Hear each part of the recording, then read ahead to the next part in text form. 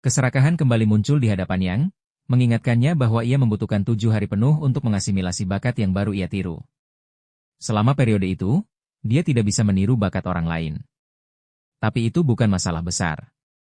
Dibandingkan dengan bakat luar biasa seperti milik Rimdur yang memerlukan waktu 30 hari untuk sepenuhnya dikuasai, ini terasa wajar. Yang hanya perlu seminggu latihan penuh, dan ia siap menjalaninya. Sementara itu, perhatian media mulai tertuju padanya. Seorang jurnalis mendekati Yang setelah pertandingan, mengenalinya sebagai pemain muda yang baru saja mencetak hat-trick. Meskipun suasana tampak santai, Yang tetap menunjukkan sisi seriusnya. Bagi dia, kekalahan tetap menyisakan kekecewaan, walau ia sadar itu bagian dari proses. Namun, yang menarik perhatian jurnalis bukan hanya performanya, tapi juga semangatnya. Hari itu, Yang berlari lebih jauh dari biasanya. Ketika ditanya apakah ada alasan khusus, jawabannya mencerminkan tekad seorang atlet muda yang ingin membuktikan dirinya. Ia ingin membungkam keraguan, terutama dari mereka yang tak percaya anak seusianya mampu mencetak gol melawan tim asing. Dan itulah yang dilakukannya. Sikap percaya diri Yang pun membuat sang reporter tertawa. Saat wawancara ditayangkan, produser Sodori yang menyaksikannya dari TV tua di kantor produksi pun ikut terhibur. Ia tahu, cuplikan itu akan viral. Wajah polos, ucapan cerdas, dan kejujuran anak-anak dalam balutan semangat besar, semuanya berpadu dalam satu momen yang akan dikenang. Di rumah, suasana berubah saat kabar mengejutkan datang. Ternyata, Yang telah dipantau oleh tim Sao Paulo. Namun, ada kendala yang tak bisa dihindari. Sang ibu menjelaskan bahwa sesuai regulasi FIFA, anak-anak di bawah usia 18 tahun tidak diperbolehkan pindah ke luar negeri untuk keperluan transfer klub, aturan yang dikenal sebagai Pasal 19. Tujuannya adalah untuk melindungi para atlet muda dari eksploitasi. Yang menerima hal itu dengan dewasa. Ia sadar, masih terlalu muda untuk bepergian sendirian ke negara lain, dan mematuhi aturan ini adalah bentuk tanggung jawab. Meskipun begitu, hatinya tetap berat. Ia sempat bertanya-tanya, mengapa Carlos, pelatih Sao Paulo, pergi begitu saja tanpa mengucapkan sepatah kata pun. Ayahnya menjelaskan bahwa saat itu terlalu banyak jurnalis, dan waktunya sangat terbatas. Tapi jawaban jujurnya justru membuat Yang kaget. Mereka sebenarnya tidak bisa menerima tawaran itu karena putra mereka masih terlalu muda untuk dikirim ke luar negeri. Namun, kemudian sang ayah mengakui bahwa itu hanya gurauan. Ia bahkan tidak bisa berbicara bahasa Spanyol, hanya mengucapkan terima kasih lalu pergi. Ternyata, negosiasi sebenarnya dipimpin oleh ibunya. Ketika Yang bertanya tentang hasil pembicaraan itu, sang ibu menenangkannya. Semuanya akan baik-baik saja, selama Yang sendiri merasa bahagia dengan pilihan yang diambil. Kebahagiaan terpancar dari wajah Yang. Ia berdiri dengan semangat, sementara sang ibu bertanya apakah ia benar-benar senang. Yang mengangguk penuh keyakinan. Baginya, Brasil adalah sinonim dari sepak bola. Mendapatkan kesempatan berlatih dan meniru bakat para pemain muda dari Amerika Selatan adalah sesuatu yang bahkan tak pernah ia bayangkan sebelumnya. Ini bukan sekadar pertukaran budaya atau pengalaman biasa. Ini adalah peluang emas, lengkap dengan keuntungan finansial dan pengalaman tak ternilai. Ibunya menyampaikan bahwa para pelatih menyebut mereka memiliki banyak teman asal Korea di Brasil. Tapi tetap saja, Yang harus mulai belajar bahasa Portugis. Tanpa ragu, ia menyetujuinya. Ia tahu, jika ingin pergi secepatnya, ia harus terus berusaha dan mempersiapkan diri sebaik mungkin. Malamnya, di rumah, Yang duduk di depan komputer. Ia masih harus menunggu hingga turnamen pemuda internasional, dan di sela pikirannya, terlintas kabar bahwa Cebumka, legenda yang ia kagumi, juga akan hadir dalam ajang itu. Ia membuka situs informasi dan terkejut. 16 tim akan berpartisipasi. Bukan sekadar kompetisi, ini adalah festival sepak bola muda berskala dunia, NBC World Youth Football Championship, dimulai pada tanggal 18 dan berakhir pada tanggal 26. Itu artinya, hanya tinggal 5 hari lagi. Namun, ketika ia berdiri dari kursinya, masalah lain muncul. Sebuah nyeri menusuk lututnya. Ia menyadari rasa sakit itu berasal dari latihan yang terlalu keras. Ini bukan tentang seberapa hebat teknikmu, jika fisik tak mampu mendukungnya, semua bisa runtuh. Bahkan pemain legendaris seperti Ronaldo pernah jatuh karena cedera lutut dan paha akibat kelelahan yang terus-menerus. Mencegah cedera menjadi lebih penting dari segalanya. Sang ibu datang dan melihat wajah anaknya yang murung. Ia bertanya dengan lembut, apakah lututnya sakit? Ia mencoba berdalih, mengatakan itu hanya karena ia sedang tumbuh tinggi. Tapi sang ibu tahu. Ia menyentuh lutut anaknya, lalu mulai memijat dengan penuh kasih sayang. Sambil memanggil namanya, ia berkata, "Kalau terlalu sulit, kamu bisa berhenti. Ibu hanya ingin kamu sehat." Kata-kata itu menghangatkan hati Yang. Ia memandang ibunya dan berpikir, ia juga ingin ibunya tetap sehat. Malam itu, ia berbaring di tempat tidur, memeluk lututnya yang kini terasa jauh lebih baik. Tangan ibunya memang luar biasa. Keesokan harinya, sebuah program olahraga menyiarkan cuplikan pertandingan terakhir. Nama yang disebut sebagai bintang muda yang mencetak gol pembuka melawan Sao Paulo. Presenter menyatakan rasa bangganya. Di tempat lain, Sang Woo menyebut bahwa hanya seminggu tersisa sebelum turnamen besar. Tapi dengan kemampuan Yang, tak ada yang perlu dikhawatirkan. Di ruang tamu, sosok legendaris Cha Bum Kun duduk di sofa, menyimak tayangan itu. Ia menyamakan gaya bermain Yang dengan Saduri muda, seorang pemain jenius yang dulu juga mengejutkan dunia. Menurutnya, Yang memang seperti anak yang berlari tanpa henti, tapi tetap cerdas. Dan satu hal yang pasti, dia akan menjadi pemain yang menyenangkan untuk disaksikan di masa depan. Di sebuah ruangan, seorang pelatih senior duduk menyaksikan video pertandingan. Ia bertanya-tanya apa pendapat Chun Ka, sang legenda sepak bola Korea, tentang pemain muda yang mencuri perhatian itu. Namun, Cha Bum Kun hanya tersenyum dan berkata bahwa ia harus melihat sendiri kemampuan bocah itu. Meski begitu, kesibukan membuatnya harus menunda. Ia bertanya kapan sesi pelatihan selanjutnya akan berlangsung, dan dijawab, besok, pukul 2.30. Keesokan paginya, akademi memutuskan untuk memanggil orang tua sang pemain. Itu hari penting. Yang akan mengikuti pelatihan di Akademi Chun Ka, salah satu tempat paling prestisius bagi bakat muda di Korea. Sesampainya di sana, Yang dan ibunya disambut hangat oleh seorang pria bernama Bun An. Yang menatap pria itu dalam diam. Benarkah ini Cha Bum Kun? Sosok yang selama ini hanya ia lihat di layar televisi? Pria itu mengangguk dan memperkenalkan dirinya. "Aku Weoho," katanya. Dalam benak Yang, ia hampir tak percaya.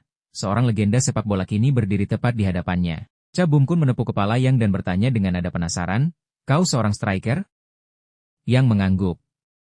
"Menarik," jawabnya singkat, lalu meminta Emu untuk berbicara lebih lanjut di dalam. Di kantor, perbincangan berlanjut. Sang pelatih bertanya apakah Yang bersedia mengikuti tes untuk bisa masuk kompetisi. Sebuah ujian sederhana, tapi penting. Ibunya mengangguk setuju, dan tentu saja, Yang sangat antusias. Ekspresinya berbicara banyak. Ini adalah langkah pertama menuju mimpi yang lebih besar, kejuaraan dunia untuk pemain muda. Di luar, suasana mulai tegang. Yang melangkah masuk lapangan untuk mengikuti seleksi. Di dalam pikirannya, ini adalah tim U13, kelompok usia yang lebih senior darinya. Saat matanya menyapu lapangan, ia terpaku pada satu anak laki-laki yang terlihat jauh lebih tinggi dari yang lain. Seperti raksasa, mungkin lebih dari 170 cm. Mengaktifkan GRE, sistem identifikasi pemain dalam pikirannya, ia melihat data si anak, prodigi tingkat C, pertumbuhan B, dan gaya bermain B. Itu bakat yang luar biasa. Namun Yang tahu, kemampuan bukan segalanya. Ia harus siap menghadapi ujian sebenarnya. Ia bertanya pada Cha Bum Kun tentang format tes hari itu. Sang pelatih menjelaskan bahwa pertandingan akan dimainkan dalam format 11 lawan 11, bukan hal mudah. Tetapi inilah tantangan yang harus dihadapi jika ingin membuktikan dirinya. Pertandingan dimulai. Bola disepak dari tengah. Dua anak berlari cepat membawa bola di kaki mereka. Yang mulai membaca taktik tim, formasi 4 lawan 4, dengan dua penyerang sebagai tumpuan utama untuk mencetak gol. Perannya hari ini adalah sebagai poacher striker, seorang pemburu peluang. Ia teringat pada nama-nama besar yang pernah memainkan peran ini, Filippo Inzaghi, Ronaldo Nazario, dan Ruud van Nistelrooy. Mereka bukan sekadar penyerang, tapi pembunuh dingin di kotak penalti. Tugas yang jelas, mencetak gol. Dan ia tahu, posisi ini akan membuatnya jadi target utama untuk penjagaan ketat. Tapi itu tak akan menghentikannya. Di lapangan, Yang menyadari dirinya tidak mendapat perhatian. Ia berdiri tanpa penjagaan, mengangkat tangannya, bahkan berteriak meminta bola, namun tak satu pun dari rekan setimnya menanggapi. Ia bertanya-tanya. Apakah mereka mengabaikannya? Apakah mereka benar-benar memperlakukannya seolah ia tak terlihat? Tapi bukan karena alasan pribadi. Anak-anak ini menunjukkan sikap khas pemain veteran, tidak mudah percaya, bahkan pada rekan sendiri. Mereka ingin bukti, bukan sekadar janji. Menyadari hal itu, Yang membuat keputusan. Ia meledak dengan gerakan eksplosif, menunjukkan bahwa ia bukan hanya diam. Di sisi lain, sang penyerang yang membawa bola merasa terdesak. Lalu, ia melihat Yang benar-benar tidak dijaga. Dalam sekejap, bola pun dioper kepadanya. Reaksi di lapangan pun beragam. Beberapa pemain kagum. Yang lainnya tertawa menahan kekaguman, terpukau, namun mencoba tetap serius. Dia benar-benar menguasai momen itu, kata salah seorang. Pelatih memandang ke arah Bun An, penasaran. Dan Bun An menjelaskan, jika sebuah tim tidak percaya pada anggotanya, maka anggota itu harus menunjukkan keahliannya. Itu prinsip yang pernah ia pelajari sendiri di Jerman. Sesuatu yang juga pernah dikatakan Cha Bum Kun, kebahagiaan dalam sepak bola datang saat kau punya bola.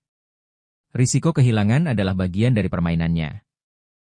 Dan hari ini, Yang sedang mempraktikkan filosofi itu, tanpa ragu sedikit pun, dengan sorakan kecil dari pinggir lapangan, Yang berteriak lantang saat mengejar bola, "Ini milikku." Salah satu rekan setim ikut berseru, "Tidak, itu milikku." Tapi Yang tak berhenti. Ia meledak dalam kecepatan tinggi, menyambar bola sebelum siapapun bisa menyentuhnya. "Umpan yang bagus," katanya, meski sebenarnya itu bukan untuknya. Teman setimnya terlihat bingung. "Apa yang kau lakukan?" tanyanya, kecewa karena operannya disabotase. Tapi bagi Yang, ini bukan sekadar perebutan bola. Ini soal pengakuan. Jika mereka tak mau menerimanya sebagai rekan, maka ia akan membuat mereka tak punya pilihan lain. Yang menggiring bola menuju gawang, melewati bek demi bek. Ia terus berseru dalam hati, mendorong dirinya untuk menembus pertahanan. Salah satu pemain lawan sempat bertanya dalam benaknya, bagaimana dia bisa secepat itu? Apa ini kegilaan? Namun Yang terus melaju, melengkung di antara mereka seperti badai yang tak bisa dihentikan. Seorang bek mencoba memotong lajunya, terlambat. Bola sudah ditendang tinggi, melintasi udara menuju rekan setim bernomor punggung 9. "Hea Ding," teriak Yang. Dan tanpa ragu, Hyun Jun menyambutnya. Sundulannya keras, terarah. Bola meluncur ke dalam gawang sebelum kiper bisa bereaksi. Gol.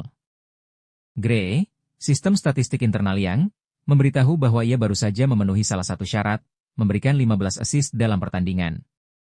Ia juga hanya butuh beberapa menit bermain lagi untuk menyelesaikan total 250 menit, persyaratan penting untuk mencapai targetnya. Sebab, Yang bertekad tumbuh hingga mencapai tinggi 1,80 meter di kehidupan ini. Hyun Jun, sang pencetak gol, adalah fenomena tersendiri. Seorang pemain yang sering disebut sebagai Ibrahimovic versi Korea Latin. Dengan tinggi badan yang kini sudah mencapai 1,70 meter, dan diprediksi bisa menyentuh 1,90 sebelum usianya menginjak 13 tahun, ia adalah anomali di antara rata-rata tinggi pemain Korea. Yang menyadari satu hal, tumbuh, berkembang, dan tampil luar biasa. Bukanlah hal buruk. Justru itu jalan menuju mimpi. Bakat adalah anugerah sekaligus tantangan. Karena seringkali, ia datang dari faktor yang tidak bisa dikendalikan, genetik. Tapi bagi Yang, takdir bukan alasan untuk menyerah. Ia berniat mengatasinya, bukan dengan keluhan, tapi dengan kerja keras.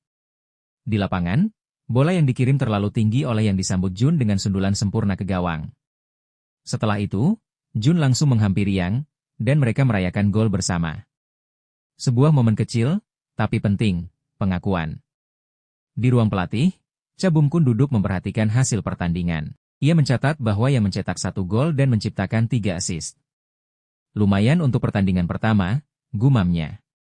Ketika ditanya, Yang mengangguk setuju, tapi ketika ditanya mana yang lebih disukai, membantu atau mencetak gol, jawabannya tegas, mencetak gol. Pelatih mengangkat alis. "Lalu kenapa operanmu pada Jun begitu tinggi tadi?" Dengan tenang, Yang menjawab, "Untuk menjatuhkan pertahanan mereka dan membuat mereka menerimaku." Jawaban itu bohong. Tapi terdengar meyakinkan. Cha Bum Kun tertawa kecil. Ia tahu anak itu sedang bermain strategi. Namun, ia menyukainya. Lalu ia mengangguk dan menyampaikan keputusan penting, yang resmi menjadi bagian dari kelas kompetisi utama. Ia akan memanggil orang tuanya dan memberitahu mereka. Bagi Yang, ini awal dari babak baru. Sementara itu, saat ia mengaktifkan sistem grade, Sebuah antarmuka internal misterius, terungkap beberapa bakat dan kondisi baru. Grant menjelaskan bahwa meskipun bakat memudar tak terlihat, ia bisa memperoleh bakat baru jika berhasil mencetak 30 gol dari luar kotak penalti dan membawa timnya mencapai semifinal. Tantangan yang berat, tapi senyum muncul di wajah Yang. Ia menjilat bibirnya, bersemangat. Cha Bum-kun, yang memerhatikan tatapannya, bertanya, "Kenapa kau menatapku begitu?" Yang cepat-cepat menunduk. "Ah, bukan apa-apa." Namun dalam hati, ia bertanya-tanya. Ada satu hal aneh yang muncul, bakat yang disebut paha pantat Ka. Ia belum pernah melihat klasifikasi seperti itu sebelumnya. Tapi saat melihat Cha Bum-kun berdiri, ia tahu. Legenda itu terkenal karena kekuatan fisiknya, dan ukuran pahanya yang luar biasa, mencapai 31 inci. Kombinasi kekuatan dan kecepatan itulah yang dulu membuatnya ditakuti di Eropa. Bagi Yang, ia tak bisa melewatkan peluang untuk menirunya. Tapi, untuk mendapatkan bakat itu, kondisinya sangat sulit. Bahkan membuat Yang berpikir ulang, apakah ia benar-benar harus menginginkannya? Cha Bum-kun mengalihkan pembicaraan, bertanya apakah ada kabar terbaru dari Sao Paulo, klub asal Brasil yang sebelumnya mendekati Yang. Dengan senyum cerah, Yang mengangguk. Ia sudah menerima tawaran. Klub Flamengo ingin membawanya ke sana. Lalu, apa rencanamu? Tanya Bum-kun. Pergi, jawab Yang, tanpa ragu. Cha Bum-kun mengangguk, tersenyum. Keputusan yang bagus. Tak mudah, tapi jika kau ingin jadi pemain hebat, kau harus menjelajahi dunia. Yang mengucapkan terima kasih. Sebuah momen yang hangat antara murid dan legenda. Sebelum berpisah, Cha Bum-kun memberikan pesan terakhir, tetap hubungi aku saat kau di luar negeri. Kalau kau butuh sesuatu, beritahu aku. Yang hanya tersenyum, dan mengangguk. Langkahnya baru saja dimulai. Tapi ia tahu, ini bukan sekadar perjalanan. Ini adalah awal dari kisah besar yang akan mengguncang dunia sepak bola.